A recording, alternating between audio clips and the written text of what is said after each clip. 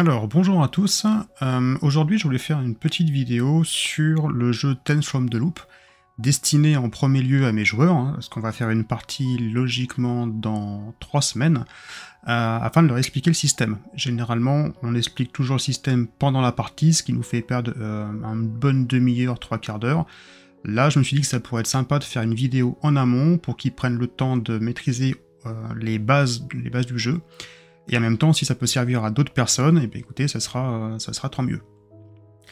Alors, l'univers de Tales from the Loop est assez sympa. Vous allez jouer des enfants, des gosses entre 10 et 15 ans dans les années 80, en Suède, principalement à côté de Stockholm. Sauf que ces années 80, c'est pas forcément les années que nous on a connues complètement, c'est-à-dire qu'ils sont un petit peu fantasmés, sublimés. Et l'histoire, en fait, le pitch par rapport à ça, c'est qu'il y a eu un changement majeur après la Seconde Guerre mondiale.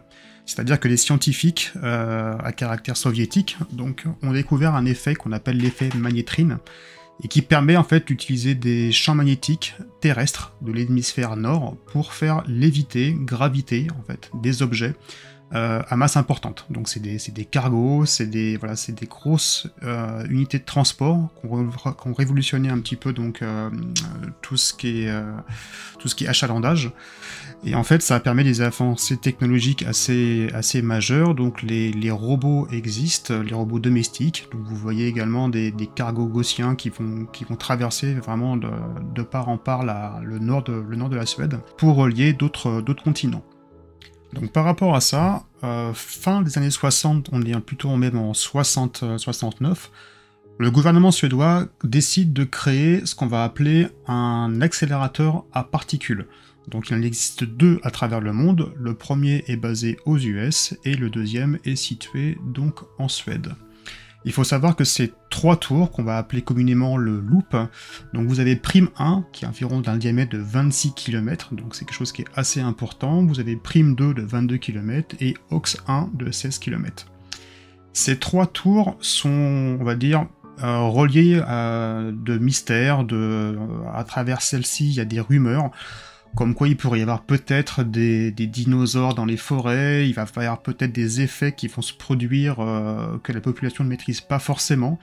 Ça peut être des failles temporelles, ça peut être des robots qui deviennent fous, donc voilà, on est plutôt sur un imaginaire collectif où pas mal de choses vont pouvoir se passer qui vont de l'horrible jusqu'au merveilleux. Le but des enfants, un petit peu comme dans Monster of the Week, va être de résoudre, encore une fois, un mystère, une aventure, à travers différents types de scènes. Alors, qui dit années 80, on a quand même les clichés que nous, on connaît. C'est-à-dire, en termes de filmographie, on est sur, par exemple, Les Aventuriers de l'Arche perdue, qui date de 81. On est sur des films comme E.T., Wargame, par exemple, Gremlins,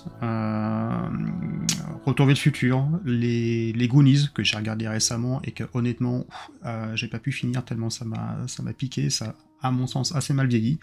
Et un peu plus tard, on est sur du SOS Fantôme et même du Top Gun, donc pour ceux qui ont connu ces films. En termes de musique, on est vraiment, c'est l'ère de Madonna, de Michael Jackson, il y a du AA, les chansons un petit peu phares qui passent en boucle à la radio sont du Billie Jean de 82, ou encore du Take My Breath Away pour ceux qui ont regardé Top Gun. La partie technologie, là on est sur du Commodore 64 et il n'y a pas forcément de Blu-ray ou téléphone portable, on est sur du magnétoscope avec les vieilles cassettes VHS. Alors que font les enfants dans les années 80 ? Eh ben ils louent des films. Ils louent des films au vidéoclub tout simplement, ils font des après-midi avec des copains, où ils vont choisir le film ensemble et ils vont le regarder jusqu'à 4-5 heures, et ensuite ils vont rendre la vidéo avant que le vidéoclub ne ferme, ce qui aujourd'hui n'existe plus du tout. Ils traînent également à des kiosques, les kiosques du coin, la journaux, il y a des bonbons par exemple, des magazines, et en fait on achète rarement quelque chose, mais c'est juste pour tuer un petit peu le temps. Autre chose que les gamins font et que vous allez faire, donc, c'est jouer aux jeux vidéo. Donc ceux qui ont connu les jeux type Commodore 64, Atari ST, les premières consoles, donc Amiga, les cartouches, c'était des cartouches de jeux s'échangent entre guillemets pendant la cour de récréation, et là encore, on se réunit chez les parents, et on branche la console, et on se fait des parties jusqu'à plus d'heure, en tout cas jusqu'à l'heure du repas, avant que les parents vous reconduisent gentiment à la porte de leur maison. Autre chose que vous pouvez faire, donc, c'est aller au dancing scolaire. Et donc là, pas d'alcool forcément, mais on est plus une ambiance popcorn, avec des musiques type Still Loving You par rapport au slow, et on attend d'inviter la boule en ventre, la copine qui est en face. Et finalement, une des activités qui est assez prisée en Suède, je ne savais pas forcément que c'était précurseur par rapport à ça, donc c'est ce qui nous intéresse, le jeu de rôle. Donc c'est l'époque de Donjons et Dragons, de Rollmaster avec le gros pavé de règles, et également l'appel de Cthulhu. Donc voilà, ça brosse un petit peu les activités que vous allez pouvoir réaliser pendant la partie. Alors maintenant, on va s'intéresser un petit peu au contrat social du jeu, à savoir qu'il y a 6 concepts de base à respecter. Donc le premier concept, c'est que votre région natale, donc la Suède, est pleine de choses étranges et fantastiques. Donc ça veut dire que vous avez des gigantesques navires de transport qui volent, les robots et les cyborgs existent, sont bien présents, vous avez des objets qui peuvent modifier, entre guillemets, l'identité des gens, et tout ça c'est rendu donc encore une fois possible par l'effet magnétrine et l'accélérateur à particules. Le point numéro 2, et ça c'est un point qui est important, en tout cas pour les gamins, c'est que votre vie quotidienne est ennuyeuse et absolument sans intérêt. C'est-à-dire que les poubelles doivent être sorties, vos camarades parfois à l'école sont pas forcément très sympas avec vous et se moquent de vous, votre vélo peut être cassé, vous avez un pneu dégonflé, il pleut, vous n'avez pas de parapluie ou d'impair, donc voilà, enfin la vie est juste boring, et le seul échappatoire que vous avez, en fait, la petite lumière au fond du tunnel, c'est de passer un bon moment avec vos copains. Donc vous prenez vos petits vélos, vos BMX, et vous allez vous rejoindre dans une sorte de cabane, en tout cas un lieu secret, qui va vous permettre, en fait, d'échanger entre vous, et c'est un échappatoire. Le point numéro 3 du concept, c'est que les adultes sont complètement déconnectés de la réalité. Donc ça veut dire que peu importe ce que vous allez pouvoir dire et pouvoir faire, les parents, les adultes ne vont absolument rien comprendre. Ils vivent dans leur propre monde, et en fait, c'est pas vraiment nécessaire ou utile de leur demander de l'aide lors d'un mystère, parce que forcément, ils vont pas vraiment vous aider par rapport à ça. Donc vous allez devoir surmonter des difficultés, j'ai envie de te dire, tout seul. Le point numéro 4, c'est que le territoire du loop, donc là où vous allez évoluer et habiter, est dangereux. Mais un point qui est extrêmement important comparé aux autres JDR, c'est que vous ne pouvez pas mourir. Donc vous pouvez être blessé, vous pouvez avoir plusieurs types d'états, mais par contre vous ne pouvez pas succomber. Donc ça, c'est important. Autre point, c'est qu'en fait la partie va être jouée et découpée par scène. Encore une fois, ça me fait vraiment penser à du Monster of the Week, c'est-à-dire qu'on va jouer différents types de scènes, et généralement, on va alterner une scène de la vie quotidienne, qui peut être quelque chose qui est assez ennuyeux pour les enfants. Ça peut être par exemple que un des enfants rentre chez lui après l'école, il va voir son père qui est en train de lire un journal sur son canapé, et il va engager la conversation. Donc ça va essayer de lier un petit peu l'histoire entre quelque chose qui est complètement anodin et le mystère qu'on va mettre en place par la suite. Les scènes peuvent également être suggérées, et ça c'est assez important également, par les joueurs. C'est-à-dire que vous pouvez très bien me dire à un moment, écoute, j'ai envie de jouer la scène avec mon grand-père, je vais aller le voir parce que je suis pas forcément très bien, et on va jouer cette scène. Et enfin, le dernier point, c'est que le monde, donc là où la partie va évoluer, est décrit en collaboration. C'est-à-dire que je vais pouvoir vous demander l'avis sur plusieurs points. Par exemple, à quoi ressemble votre école? Quel est le nom de votre professeur? De quoi discutent les voisins? Voilà. Quelle est l'ambiance quand tu vas rentrer le soir chez toi? Donc voilà, c'est quelque chose, on va coexister dans la narration, et on va essayer de créer un petit peu donc cet échange et de construire la narration au fur et à mesure. Donc là encore, ça me fait vraiment penser à un système un petit peu PBTA, même si la technicité derrière est complètement différente. Voilà, donc vous avez quasiment maintenant donc toutes les clés en main par rapport à ce que propose Tales from the Loop et l'univers un petit peu merveilleux qui est autour. Maintenant, on va s'intéresser au système de jeu. Donc lui n'est pas forcément d'une difficulté extrême, à savoir que toutes les actions qui vont demander un prérequis vont être réglées avec ces petites choses, donc avec des dés de 6. Je vous ai mis donc sur l'écran, vous avez la feuille de personnage auquel chaque enfant va avoir accès, et qui est divisée en plusieurs cases, donc j'allais dire en plusieurs blocs. Les deux premiers blocs qui vont être importants vont être les attributs et les compétences. Les attributs, vous allez voir, sont au nombre de 4, à savoir vous avez donc le physique, la technique, le cœur et l'intelligence. Alors pour tout ce qui est attributs, la valeur va de 1 à 5, hein, et pour tout ce qui est compétences, ça peut aller de 0 à 5.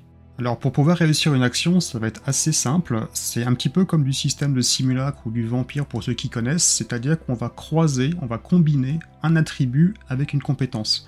Si par exemple je veux me cacher, ça va être, j'ai demandé un test qui va relier l'intelligence ainsi que la furtivité. Donc admettons j'ai 2 en intelligence et 3 en furtivité, ça va avoir un montant de 5. Ce que je vais faire, je vais prendre mes 5 dés, 5 dés de 6, que je vais lancer, et tous les 6 vont être une réussite. Chose importante également, c'est que chaque réussite va bonifier mon action, c'est-à-dire que logiquement la difficulté de base est de 1, si je fais 2-6 ou 3-6, j'aurai un excédent de 2 voire 3, et je pourrai entre guillemets acheter des bonus qui vont me permettre de sublimer mon action. Donc ça c'est pour le concept de base, sachant que des fois vous n'allez pas forcément avoir beaucoup en termes de score en compétences, il peut que vous ayez par exemple un 1 voire 0, donc des fois ce sera uniquement votre attribut qui va être pris en compte, par exemple que du cœur ou par exemple que du physique.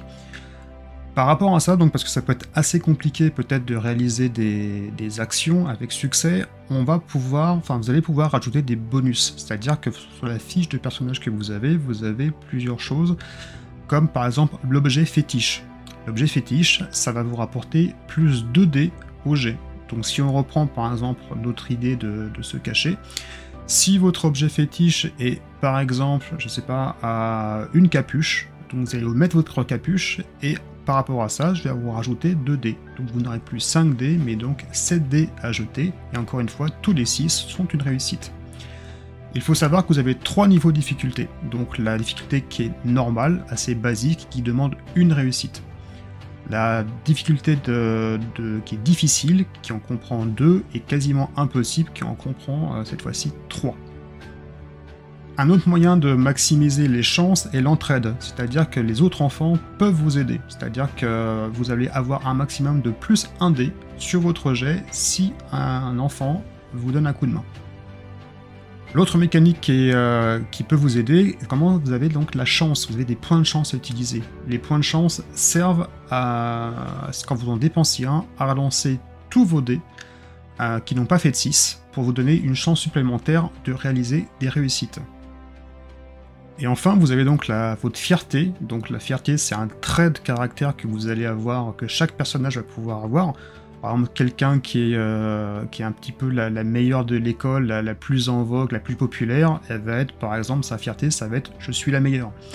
Donc si vous arrivez à me convaincre d'utiliser votre fierté, ça va réaliser, vous allez obtenir automatiquement une réussite, sans jeter les dés. Donc ce sera déjà un moyen de réussir une action de façon automatique. Et finalement, si vraiment le sort s'acharne contre vous et que vous n'avez pas vraiment de chance, vous pouvez très bien, un petit peu comme dans l'appel de Cthulhu la V7, d'essayer de pousser un jet, donc de pousser votre chance. C'est-à-dire que vous allez prendre tous vos jets, tous vos dés qui n'ont pas fait de 6, et vous allez pouvoir les relancer.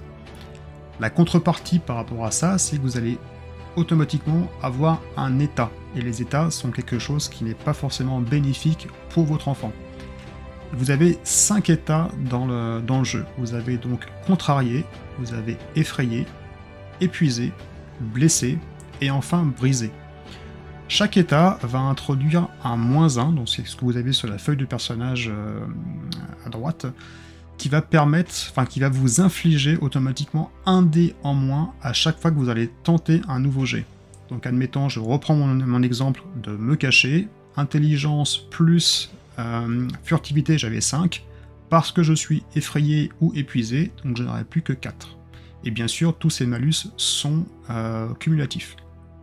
Si vos 4 états sont cochés, donc c'est-à-dire contrarié, effrayé, épuisé et blessé, dans ce cas-là, votre enfant est automatiquement brisé, c'est-à-dire qu'il va rater tous les jets qu'il va entreprendre, donc pas bon du tout.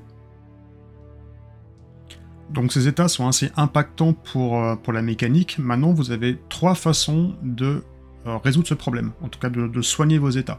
La première est d'aller dans votre repère, votre coin secret, votre petit jardin intime entre gosses. Et donc dans votre repère, si 2 enfants parlent ensemble, vous soignez automatiquement tous vos états. Donc ça, c'est une première solution. La deuxième solution est d'aller voir votre socle. Ça peut être un socle familial, donc c'est-à-dire ça peut être votre cousin, votre grand-mère. Encore une fois, vous allez discuter avec elle, on va faire un échange en termes de narration, on va jouer une scène de RP, et là encore, vous allez soigner tous vos états.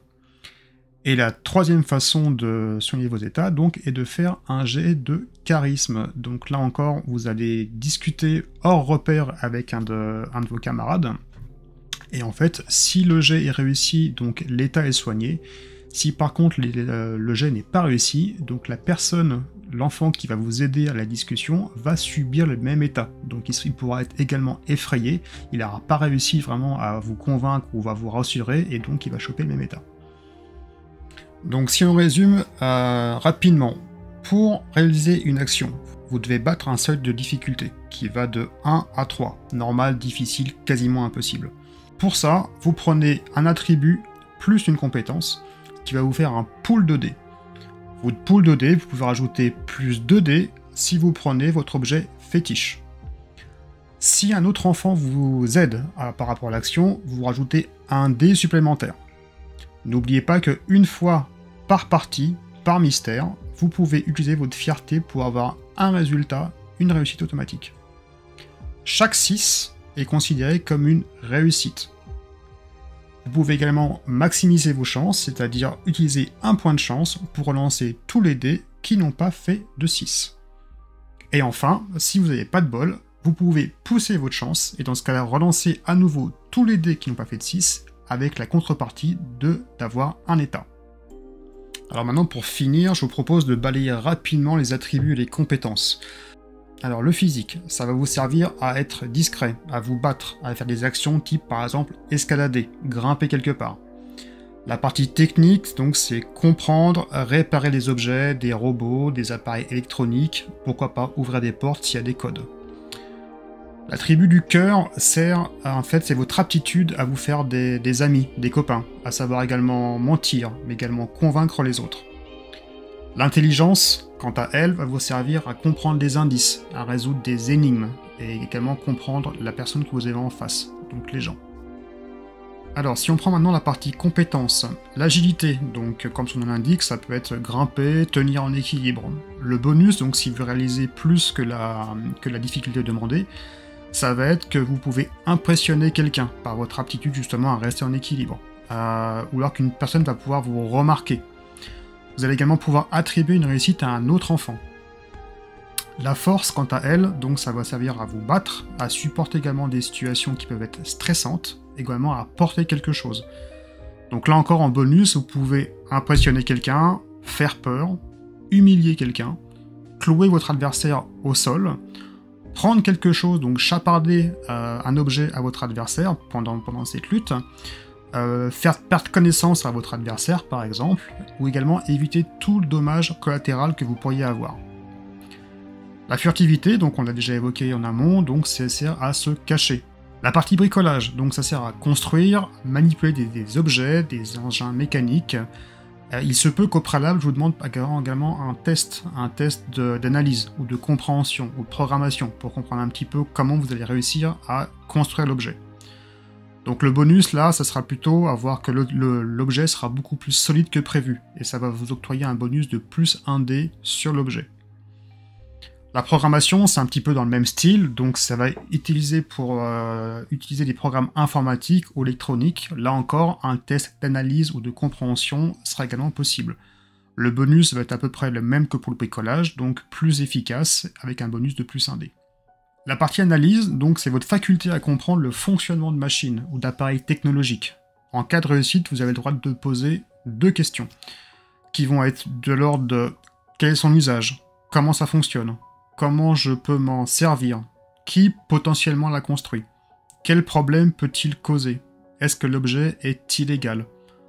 Encore une fois, si vous sublimez en fait la capacité, vous pouvez poser une question supplémentaire et bénéficier également d'un bonus de plus 1 dé quand vous allez utiliser cette information.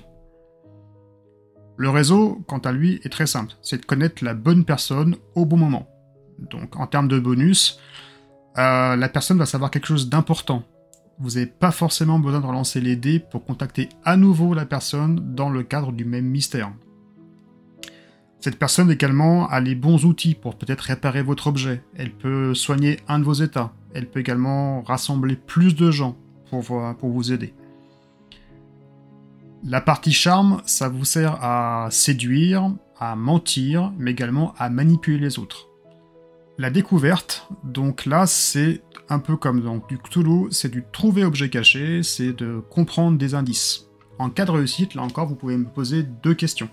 Les questions, donc, c'est qu'est-ce qui est caché ici et spécifiquement où? Ou qu'est-ce que ça signifie? Ou qu'est-ce qui s'est passé ici? Ou comment, par exemple, puis-je rentrer dans un bâtiment, dans une maison? Ou quels sont les dangers présents? Voilà. Et en cas de réussite, encore une fois, vous avez le droit à une question supplémentaire. Là encore, c'est un peu le même système que Monster of the Week. La compréhension, donc compréhension, c'est la capacité à avoir la bonne information. Donc, l'empathie, quant à elle, correspond à la façon de vous allez percevoir ce que ressent une personne en face de vous, également pour trouver son point faible. En cas de réussite, vous me posez 2 questions, donc qu'est-ce que la personne ressent, quel est son point faible, comment puis-je lui faire quelque chose qui va m'aider, que veut-elle ou que va-t-elle faire, ou est-ce que la personne ment, tout simplement. Et finalement, on va passer sur le charisme, qui, elle, a 2 mécaniques. Donc une qu'on a vue déjà en amont, vous pouvez donc aider à soigner un état par rapport à un camarade en face. N'oubliez pas que si jamais vous ratez le jet, dans ce cas-là, vous subissez le même état. Mais le côté qui est un peu plus sympa, c'est donc vous pouvez également prendre du temps pour motiver vos camarades et les autres enfants. C'est-à-dire que vous allez lancer les dés, et chaque 6 va vous donner une réussite. Une réussite égale 2 dés supplémentaires, 2 réussites égale 4 dés, et 3 réussites égale 6 dés. Ce pool de dés, vous allez pouvoir l'utiliser, en tout cas le ventiler comme vous souhaitez, à travers des scènes futures, à la condition que les enfants suivent votre recommandation. Donc ça va entraîner encore une fois une scène de RP par rapport à ça, mais ça vous permet de maximiser en tout cas vos chances de pouvoir réussir des actions par la suite. Voilà, donc on arrive quasiment à la fin de cette vidéo. Je pense qu'on a brossé un petit peu le contexte de jeu, la mécanique de jeu, donc s'il n'y a pas forcément de choses qui sont hyper compliquées. J'espère en tout cas que ça vous aura mis un éclairage suffisant pour pouvoir conduire une partie de Tales from the Loop ou également être joueur par rapport à ça. Et je vous dis, bah écoutez, donc bonne partie et à bientôt.